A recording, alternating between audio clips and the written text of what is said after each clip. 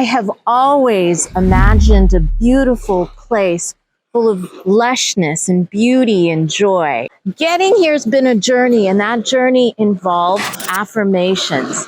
I'm Dr. Priya, a psychiatrist who's been in practice for over 25 years. This is my channel, Rise.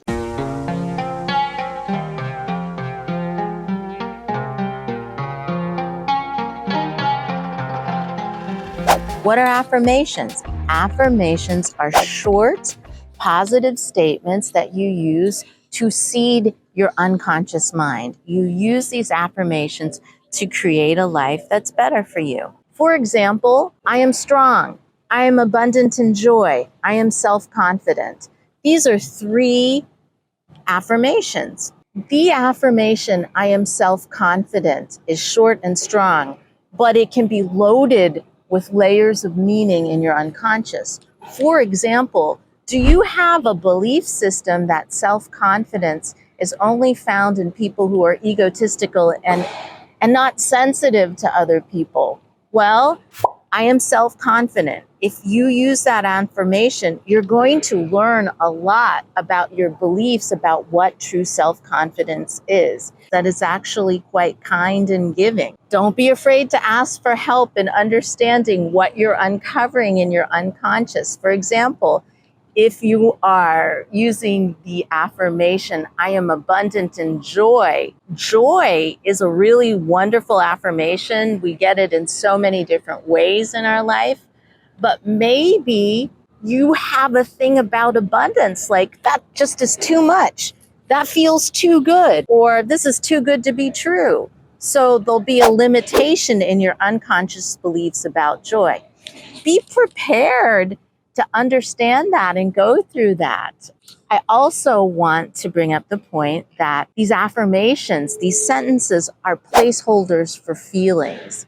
So if we're going to use the affirmation, I am abundant in joy, I like that one. You have to understand, you have to feel, you have to be open to the feeling of joy. For example, somebody who's kind of numbed off and shut down, to say I am open, I am abundant to joy is a whole new experience in their physiology. They're going to have to develop courage to open up, to actually unnumb, to understand what joy is. And we may have to do some practices like I feel joyful when I eat a tasty meal. I feel joyful when I hug someone that I care about.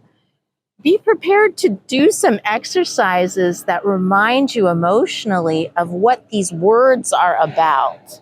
So these affirmation words are placeholders for feelings. So the words and the feelings work together for a really good affirmation.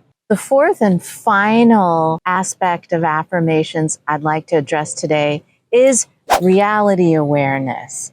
So we learned that our brain takes information and creates a simulation of experience for us. We want to be aware that our affirmations can create a wonderful life for us, but we don't want a life of self-delusion. We want to stay aligned to the reality of what our purpose is and what gives us fulfillment and what gives back to the world, ideally. It's important to know that your affirmation cannot change other people.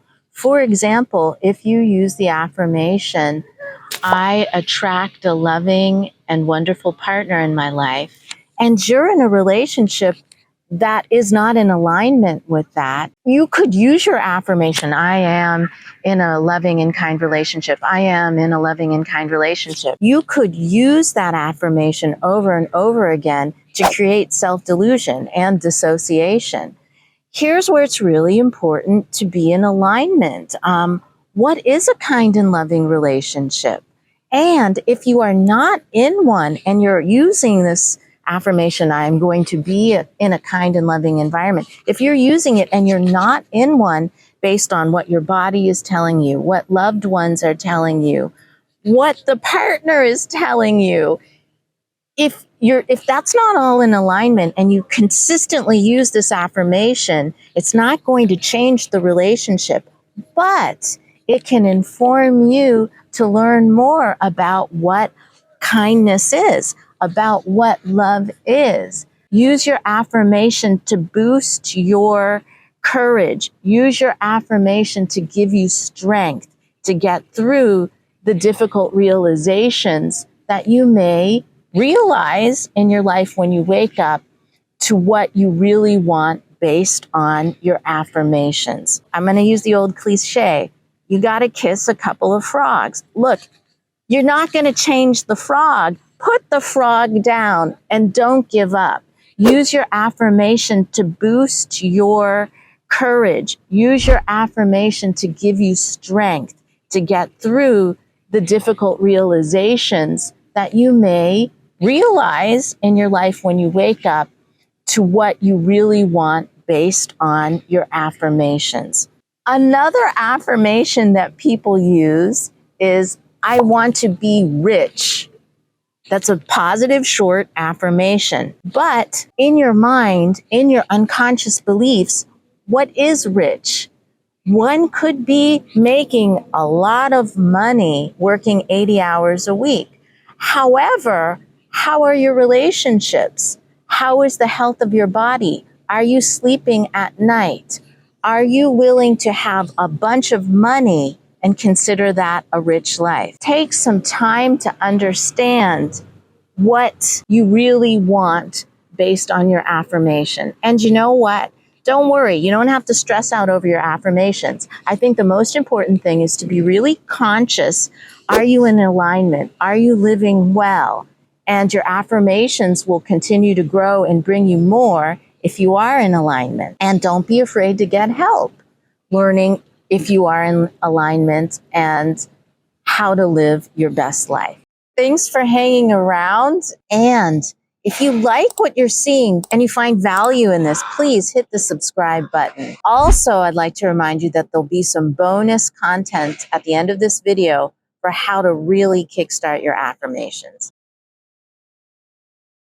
I want to talk about the neuroscience behind affirmations. It's a chunky topic, so I'm going to break it down into 3 points. The first one involves neuromodulation and neuroplasticity. The second one involves functional brain scans. And the third one involves the psychology of your thoughts. With neuroplasticity and neuromodulation, this is the concept that your brain takes in information from your environment and sorts through the information and brings up the relevant information to make meaning of your moment. When our brains are taking in information, it really depends upon our state of mind what's relevant. If we're depressed, the world is going to be seen through a really depressed, hopeless lens. If we're hopeful, it changes. If we've been traumatized, that will definitely affect how we interpret data from our world. That brings me to brain scans. We can see how the brain changed after healing from depression, after healing from stroke, after healing from trauma. In functional MRIs, you can see parts of the brain that were working less well when depressed actually light up and work. You can see parts of the brain that were gone post-stroke be filled in by new neuronal growth. You can actually see the amygdala change in someone whose treatment of their childhood trauma has gone well. So we can visualize these changes. The theory behind depression, the theory behind anxiety involves automatic thoughts. These automatic negative thoughts are generated over and over again from the default mode network. The default mode network is the part of your brain that's working when you aren't consciously thinking. It's the part that says, oh, I'm too old, I'm too ugly, I'll never be able to do this, I'm not smart enough. In someone who's kind of depressed or kind of anxious, it just churns up constant negative information and it can really bring a person down. When working with affirmations, we want to get into the default mode network and kind of debug it. We want to uplift it. There is this concept, the cognitive triad of depression, that life is bad, life has always been bad, and life is never going to change. That has been studied over decades in the brains and in the behavior of depressed people. With affirmations, we can actually change that cognitive triad so it's not so oppressive, and actually people can feel hopeful, spontaneous, and joyful. So an amazing thing about our brain is that it takes in information from around us. It brings it together in the association cortex. It adds emotional flavor to it from the amygdala based on our emotional memories, and it presents us with our reality. This is based on how we develop empathy in other people, how we can feel what other people are feeling. So we have this ability with our brain, not just to feel how other people are feeling around us, but also to create what we are living in around us based upon the brain's ability to take in information and simulate what it sees. All right, as promised, I have some bonus content. How are you going to make these affirmations really happen? Well, keep it short. I am strong and I am open to adventurous travel. I am strong and I'm open to adventurous travel. Here's how you make it happen, guys. You don't just say the statement. These statements, these words are placeholders for feelings. Connect that affirmation with a really strong emotional feeling.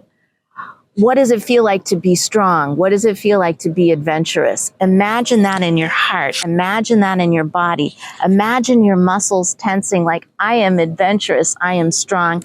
I am open to travel. Feel that in your body. Say that in the morning. Say that before you go to sleep. Put it on a Post-it note in the bathroom every time you go to the bathroom, and bring that feeling into your body with those words. You could do it with, I am open to kind and loving friendships. You sit and you imagine what kindness is like. What does that feel like? And relationship. You remember a relationship that's given you joy and has made you happy. So you bring those feelings in and you say the statement, I'm open to kind and loving relationships. Say it in the morning a couple of times, say it in the evening a couple of times. Repeat it during the day and let it go. It'll happen. Get ready to get those pathways fired up, guys. Here's to you and here's to a wonderful life. Thanks for watching. Bye.